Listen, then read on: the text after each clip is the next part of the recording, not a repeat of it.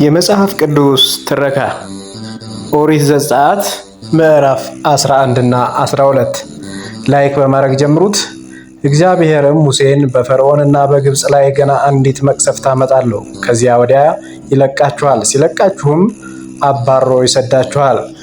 ወንዱ ከወዳጁ ሴቲቱም ከወዳጇ የብርና የወርቅ ዕቃ ይሹ ዘንድ በሕዝብ ጆሮ ተናገር አለው። እግዚአብሔርም በግብፃውያን ፊት ለሕዝቡ ሞገስን ሰጠው። ሙሴም በፈርዖን ባሪያዎችና በሕዝቡ ፊት በግብፅ አገር እጅግ የከበረ ሰው ነበር። ሙሴም አለ፣ እግዚአብሔር እንዲህ ይላል፣ በእኩለ ሌሊት እኔ በግብፅ መካከል እወጣለሁ። በግብፅ አገር ያለ በኩር ሁሉ በዙፋኑ ከሚቀመጠው ከፈርዖን በኩር ጀምሮ በወፍጮ እግር እስካለችው እስከ ባሪያይቱ በኩር ድረስ የከብቱን በኩር ሁሉ ይሞታል። በግብፅ አገርም ሁሉ አስቀድሞ እንደ እርሱ ያልሆነ ኋላም ደግሞ የማይሆን ታላቅ ጩኸት ይሆናል። እግዚአብሔር ግን በግብፃውያንና በእስራኤል መካከል እንዲለይ እንዲታውቁ በእስራኤል ልጆች መካከል ከሰው ጀምሮ እስከ እንስሳ ድረስ ውሻ ምላሱን አያንቀሳቅስባቸውም። እነዚያም ባሪያዎች ሁሉ አንተ ውጣ፣ የሚከተሉህም ሕዝብ ሁሉ ይውጡ እያሉ ወደ እኔ ይወርዳሉ፣ ለእኔም ይሰግዳሉ። ከዚያም በኋላ እወጣለሁ። ሙሴም በጽኑ ቁጣ ከፈርዖን ዘንድ ወጣ። እግዚአብሔርም ሙሴን ተአምራቴን በግብፅ አገር ብዙ እንዲሆን ፈርዖን አይሰማችሁም አለው። ሙሴም አሮንም እነዚያን ተአምራቶች ሁሉ በፈርዖን ፊት አደረጉ። እግዚአብሔርም የፈርዖን ልብ አጸና፣ የእስራኤል ልጆችም ከሀገሩ አልለቀቀም። እግዚአብሔርም በግብፅ አገር ሙሴንና አሮንን እንዲህ ብሎ ተናገራቸው። ይህ ወር የወሮች መጀመሪያ የዓመቱን መጀመሪያ ወር ይሆናችሁ። ለእስራኤል ልጆች ሁሉ ተናገሩ በሏቸውም፣ በዚህ ወር በ10ኛው ቀን ሰው ሁሉ ለአባቱ ቤት አንድ ጠቦት ለአንድም ቤት አንድ ጠቦት ይውሰድ። የቤቱ ሰዎች ቁጥርም ለጠቦቱ የማይበቃ ቢሆን እርሱና ለቤቱ የቀረበው ጎረቤቱ እንደ ነፍሶቻቸው ቁጥር አንድ ጠቦት ይውሰዱ። እያንዳንዱም እንደሚበላው መጠን ከጠቦቱ ይብላ፣ ይካፈሉ። የእናንተ ጠቦት ነውር የሌለበት የ1 ዓመት ተባት ይሁን። ከበጎች ወይም ከፍየሎች ውሰድ። በዚህም ወር እስከ 14ኛው ቀን ድረስ ጠብቁት። የእስራኤል ማህበር ጉባኤ ሁሉ ሲመሽ ረዱት። ከደሙም ወስደው በሚበሉበት ቤት 2ቱን መቃን ጉበኑን ይቀቡት። በእሳት የተጠበሰውንም ስጋውንና ቂጣውን እንጀራ በዚያች ሌሊት ይብሉ፣ ከመራራ ቅጠል ጋር ይበሉታል። ጥሬውንም በውሃ የበሰለውንም አትብሉ፣ ነገር ግን ከራሱ ከጭኑ ከሆድ ዕቃው ጋር በእሳት የተጠበሰውን ብሉት። ከእርሱም እስከ ጠዋት አንዳች አታስቀሩ። እስከ ጠዋትም የቀረውን በእሳት አቃጥሉት። ወገባችሁን ታጥቃችሁ ጫማችሁን በእግራችሁ በትራችሁን በእጃችሁ አድርጋችሁ እንዲህ ብሉት፣ ፈጥናችሁም ትበሉታላችሁ። እርሱ የእግዚአብሔር ፋሲካ ነው። እኔም በዚያች ሌሊት በግብፅ አገር አልፋለሁ። በግብፅም አገር ከሰው እስከ እንስሳ ድረስ በኩሩን ሁሉ ገድላለሁ። በግብፅም አማልክት ሁሉ ላይ እፈርድባቸዋለሁ። እኔ እግዚአብሔር ነኝ። ደሙም ባላችሁበት ቤቶች ምልክት ይሆንላችኋል። ደሙንም ባየው ጊዜ ከእናንተ አልፋለሁ። እኔም የግብፅን አገር በመታሁ ጊዜ መቅሰፍቱ ለጥፋት አይመጣባችሁም። ይህንም ቀን መታሰቢያ ይሁናችሁ። ለእግዚአብሔር በዓል ታደርጉታላችሁ። ለልጅ ልጆቻችሁ ሥርዓት ሆኖ ለዘላለም ታደርጉታላችሁ። 7 ቀን ቂጣ እንጀራ ትበላላችሁ። በመጀመሪያ ቀን እርሾውን ከቤታችሁ ታወጡታላችሁ። ከመጀመሪያውም ቀን አንስቶ እስከ 7ኛው ቀን እርሾ ያለበትን እንጀራ የሚበላ ነፍስ ከእስራኤል ተለይቶ ይጥፋ። በመጀመሪያውም ቀን የተቀደሰ ጉባኤ እንዲሁም በ7ኛው ቀን የተቀደሰ ጉባኤ ይሆንላችኋል። ከሚበላው በቀር በእነርሱ ምንም አትስሩ። ይህንም ብቻ ታደርጉታላችሁ።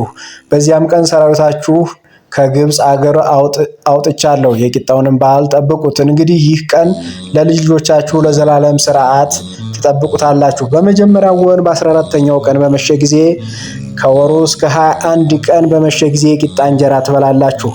7 ቀን በቤታችሁ እርሾ አይገኝ። እርሾ ያለበትን እንጀራ የሚበላ ነፍስ ከመጻተኛ ጀምሮ እስከ አገር ልጅ ድረስ ከእስራኤል ማህበር ተለይቶ ይጥፋ። እርሾ ያለበትን ምንም አትብሉ። በቤቶቻችሁ ሁሉ ውስጥ ቂጣ እንጀራ ብሉ። ሙሴም የእስራኤል ሽማግሌዎችን ጠርቶ አላቸው፣ በየቤቶቻችሁ ጠቦት ምረጡ፣ ወስዳችሁም ለፋሲካ ረዱት። ከሂሶጵ ቅጠል ጭብጥ ውሰዱ፣ በዕቃም ውስጥ ባለው ደም ንከሩት። በዕቃውም ውስጥ ካለው ደም 2ቱን መቃኖች ጉበኑን እርጩ። ከእናንተም አንድ ሰው ከቤቱ ደጅ እስኪነጋ ድረስ አይውጣ። እግዚአብሔርም ግብፃውያንን ይመታ ዘንድ ያልፋልና ደሙንም በጉበኑና በ2ቱ መቃኖች ላይ ባየ ጊዜ እግዚአብሔር በደጁ ላይ ያልፋል። አጥፊውም ይመታችሁ ዘንድ ወደ ቤታችሁ እንዳይገባ አይተውም። ለእናንተ ለልጆቻችሁ ለዘላለም ሥርዓት አድርጋችሁ ይህችን ነገር ጠብቁ። እንዲህም ይሆናል፣ እግዚአብሔር እንደተናገረ ወደሚሰጣችሁ ሀገር በገባችሁ ጊዜ ይህንን አምልኮ ጠብቁት። እንዲህም ይሆናል፣ ልጆቻችሁ ይህን አምልኮ ለእናንተ ምንድን ነው ባሏችሁ ጊዜ እናንተ በግብፅ ሀገር በእስራኤል ልጆች ቤቶች ላይ አልፎ ግብፃውያንን በመታ ጊዜ ቤቶቻችን ያዳነ የእግዚአብሔር የማለፍ መስዋዕት ይጭናት ትሏቸዋላችሁ። ሕዝቡም ተጎነበሰ፣ ሰገደ። የእስራኤልም ልጆች ሁሉ እንዲሁ አደረጉ። እግዚአብሔርም ሙሴንና አሮንን እንዳዘዘ እንዲሁ አደረጉ። እንዲህም ሆነ፣ እኩለ ሌሊት በሆነ ጊዜ እግዚአብሔር በዙፋኑ ከተቀመጠው ከፈርዖን በኩር ጀምሮ በግዞት እስካሉት እስከ ምርኮኞቹ በኩር ድረስ የግብፃውያንን በግብፅ ምድር የተገኘውን በኩር ሁሉ የእንስሳውንም በኩሮች ሁሉ መታ።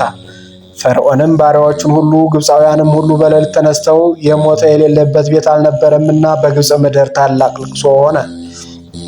ፈርዖን ሙሴንና አሮንን በሌሊት ጠርቶ እናንተ የእስራኤል ልጆች ተነሱ፣ ከሕዝቤ መካከል ውጡ፣ ሄዱም እንዳላችሁ እግዚአብሔርን አገልግሉ፣ እንዳላችሁ መንጎቻችሁን ከብቶቻችሁን ውሰዱ፣ ሄዱም እኔ ደግሞ ባርኩኝ አለ። ግብፃውያንም ፈጥነው ከምድር ይወጡ ዘንድ ሕዝቡን ያስቸኩሏቸው ነበር፣ ሁላችን እንሞታለን ብለዋልና። ሕዝቡም ሊጡን ሳይቦካ ተሸክመው በኋቃውን በልብሳቸው ጠቅልለው በትከሻቸው ተሸከሙት።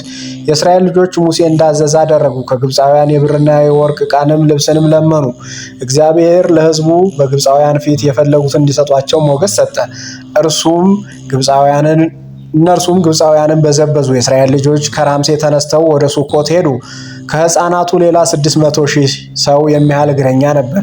ደግሞም ሌላ ብዙ ድብልቅ ሕዝብ፣ መንጎችና ላሞች፣ እጅግም ብዙ ከብቶች ከእነርሱ ጋር ወጡ። ከግብፅም ከእርሱም ጋር የወጡት ሊጥ ጋገሩ፣ አልቦካም ነበርና ቂጣ እንጎቻ አደረጉት። ግብፃውያንም በመውጣት ስላስቸኮሏቸው ይቆዩ ዘንድ አልተቻላቸውም፣ ስንቅም አላሰናዱም ነበርና። የእስራኤል ልጆችን በግብፅ ምድር የተቀመጡት ዘመን 430 ዓመት ነው። እንዲህም ሆነ 430 ዓመት ከተፈጸመ በኋላ በዚያ ቀን የእግዚአብሔር ሰራዊት ሁሉ ከግብፅ ምድር ወጣ። ይህችን ሌሊት ከግብፅ ምድር ስላወጣቸው ለእግዚአብሔር የተጠበቀች ናት። ይህችም ሌሊት በእስራኤል ልጆች ሁሉ ዘንድ እስከ ልጅ ልጃቸው ድረስ ለእግዚአብሔር የተጠበቀች ናት። እግዚአብሔርም ሙሴንና አሮንን አለ፣ ይህ የፋሲካ ሕግ ነው። ከእርሱ እንግዳ ሰው አይብላ። በብር የተገዛ ባሪያ ቢኖር ከተገረዘ በኋላ ከእርሱ ይብላ። መጻተኛ ሙያተኛ ግን ከእርሱ አይብሉ። በአንድ ቤትም ይበላ። ከስጋውም አንዳች ከቤት ወደ ሜዳ አታውጡ፣ አጥንትም አትስበሩበት። የእስራኤል ጉባኤ ሁሉ ያደርጉት። እንግዳ ሰው በመካከላችሁ ቢቀመጥ ለእግዚአብሔር ፋሲካ ሊያደርግ ቢወድ አስቀድሞ ወንድ ሁሉ ይገረዝ፣ ከዚያ ወዲያ ይቅረብ ያደርግም፣ እንደ አገር ልጅም ይሆናል። ያልተገረዘ ሁሉ ግን ከእርሱ አይብላ። ለአገር ልጅ በእናንተ መካከል ለሚቀመጡ እንግዶች አንድ ሥርዓት ይሆናል። የእስራኤልም ልጆች ሁሉ እንዲህ አደረጉ። እግዚአብሔር ሙሴንና አሮንን እንዳዘዘ እንዲሁ አደረጉ። በዚያ ቀንም እግዚአብሔር የእስራኤልን ልጆች ከሰራዊቶቻቸው ጋር ከግብፅ ምድር አወጣ። የዛሬው ትረካ በዚህ ተጠናቋል። በቀጣይ ክፍል እስከምንገናኝ ድረስ መልካም ቆይታ